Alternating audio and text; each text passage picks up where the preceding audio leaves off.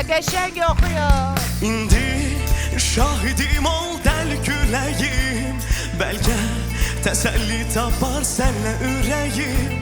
Amma onu sevirəm, axı neyləyim. Örgət ona sən öyrət sevməyi.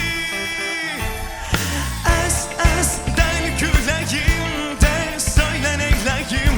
Mən onu sevgimi necə söyləyim. Əs dəli küləyim, ol mənim köməyim.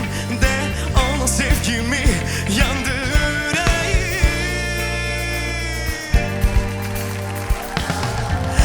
Aylar illə döndü, tek diləyim niyə dönmədi?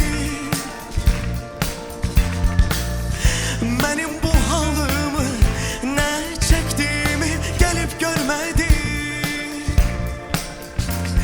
İndi şahidim ol dəli küləyim. Bəlkə təsəlli tapar sənlə ürəyim. Amma onu sevirəm, axı neyləyim. Öyrət ona sən öyrət sevməyi. Əs dəli küləyim, de söylə neyləyim.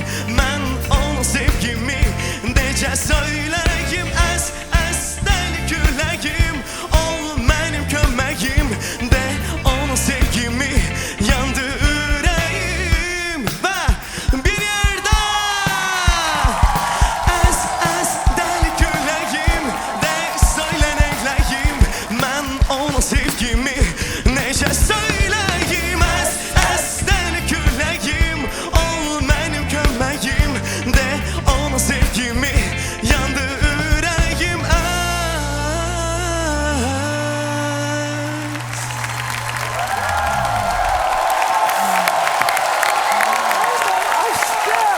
Ümid İsmailov əməlli zalı coşdura bildiniz.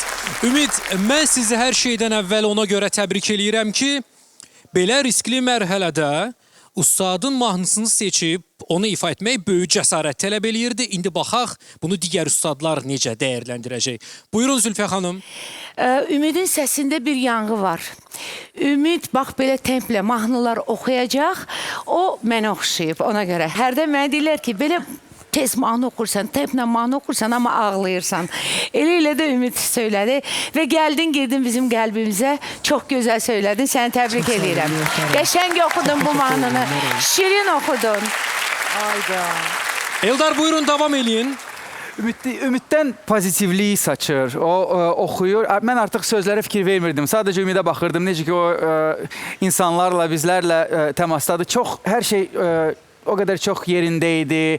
Enerji, pozitivlik mənim çox xoşum gəlib ifanızdan. Təbrik eləyirəm səni də, Röya səni təbrik eləyirəm. Çox gözəl bir seçim idi.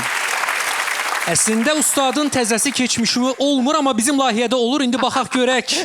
Ümidin Olmur, əslində olmur, heç olmur. eks-ustadı nə deyəcək? Valla mən təbrik edirəm. Belə bir əmanətim əmin əllərdədir deyəcəm.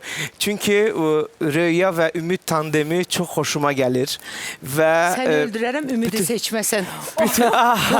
Bütün iştirakçılar, bu layihənin digər sənətçiləri inciməsin, sözümü də qəribçiliyə salmayın. Mənə elə gəlir ki, bu 100-ə yaxın səs gəldi də bu layihəyə ümumiyyətlə. Bu layihənin ən yadda qalan simalarından biridir Ümid. Mən belə düşünürəm, mən belə görürəm. Və artıq səhnələr hazırlaşsın. Ümid İsmail gəlir.